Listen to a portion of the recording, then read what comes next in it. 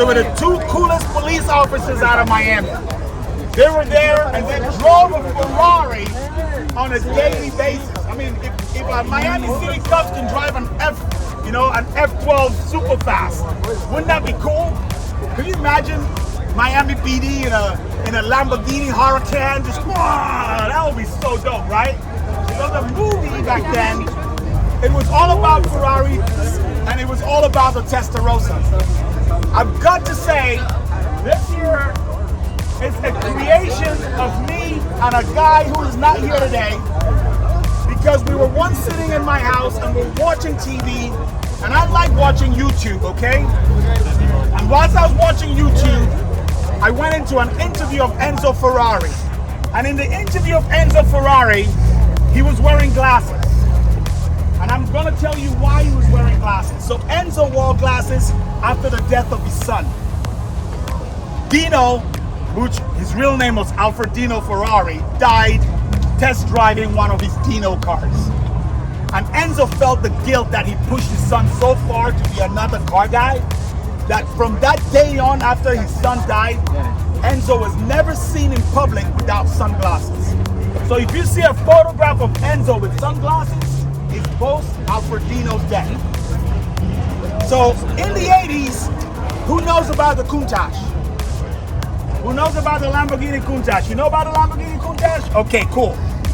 So Lamborghini was the king of supercars. And I'm gonna make this straight. I gotta tell you this because it is absolutely true.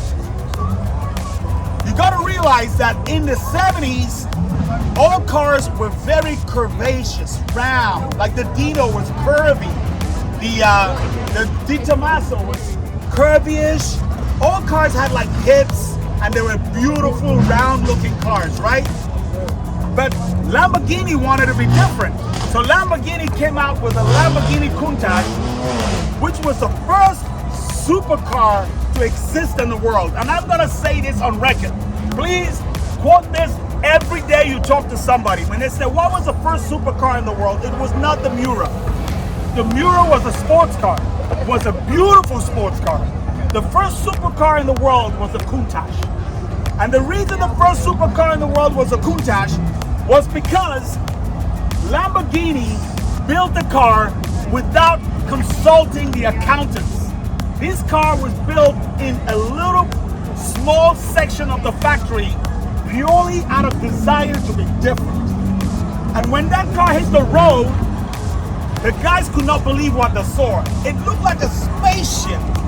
So they couldn't call it a sports car. They called it a supercar. And at that point on, Lamborghini was king of supercars. So Ferrari decided, I'm gonna build a supercar too. And that's when Ferrari thought, I'm gonna take my race team car, so the car that won Formula One in 1984, he took that engine out of that car and he built the Testarossa. The Testarossa is very well known for this slats right here. But a lot of you guys don't know why the slats exist. The car did not exist with the slats when it was first designed. And I can tell you this because I hosted an event called The Art of Enzo Ferrari for Art Basel. And I had Maurizio Corbi, one of the designers of this car. And he said, this car left our design studio without this piece here. It was only added when they wanted to sell it in the US. Because the US thought this Benz is so big, it may actually suck in some dogs, kids. So they said, you gotta do something. And Ferrari did not want to put a mesh there because it looked ugly. So he put this vents, not knowing that these vents are gonna be the reason this car becomes so famous. So could you imagine? Lamborghini Countach's doors went up. That was the unique selling point of the Countach. The Testarossa needed a unique selling point. What was the unique selling point of the Testarossa? The slats. That made everybody want the tiger scrape. And that was the coolest thing you can get in the world. Now I'm going to show you something you didn't realize. This car is actually to tell the story of that documentary that I saw. One side of this car has the slats, and if you come on the other side and look on this side,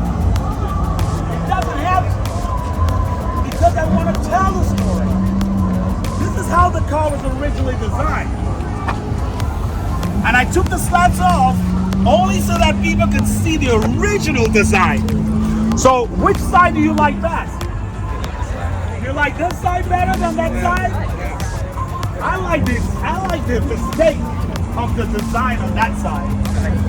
You like this side?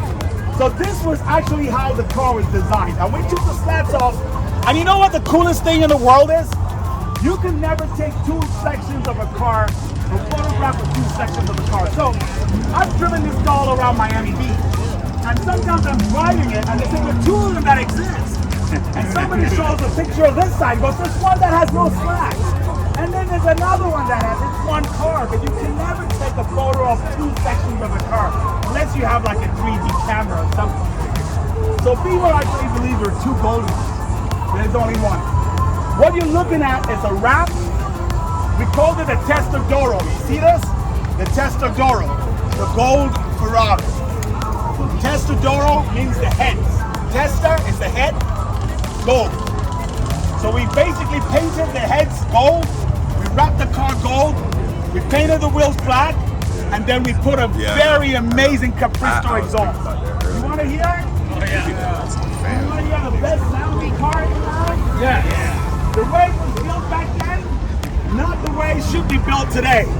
When Ferrari spent millions of dollars getting the exhaust sounds perfect. Yes, what's the question? Afterwards. Yeah, I'll get you to sit down. That's a good question.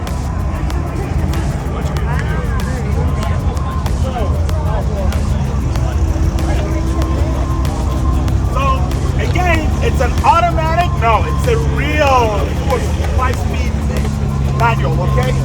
The e-brake is here. That's the e-brake. And it's got the dogleg gearbox. Now, where's the keys? Right here. Like any Ferrari, you've got to do some foreplay. You just can't get into it, okay? You got to make sure oils get, lubricated, the whole thing. You got to make sure it warms up, temperature.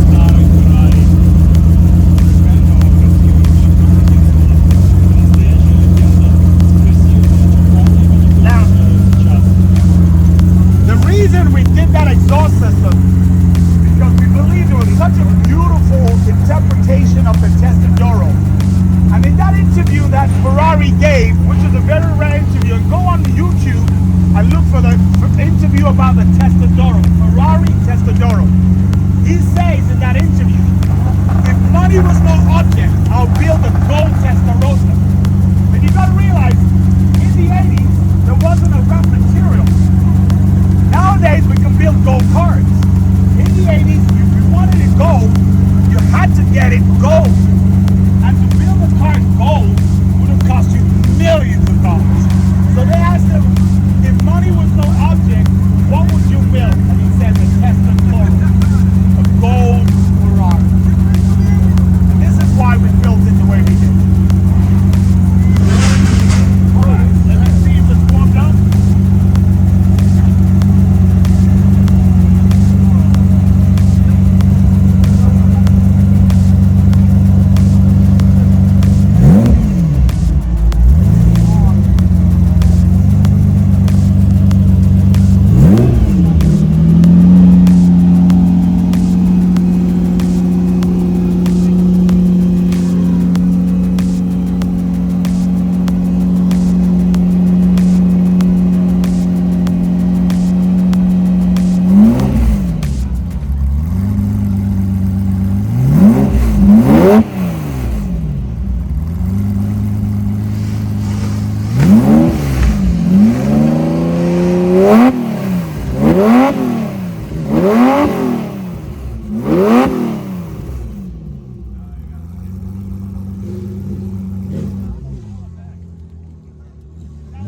Mm-hmm.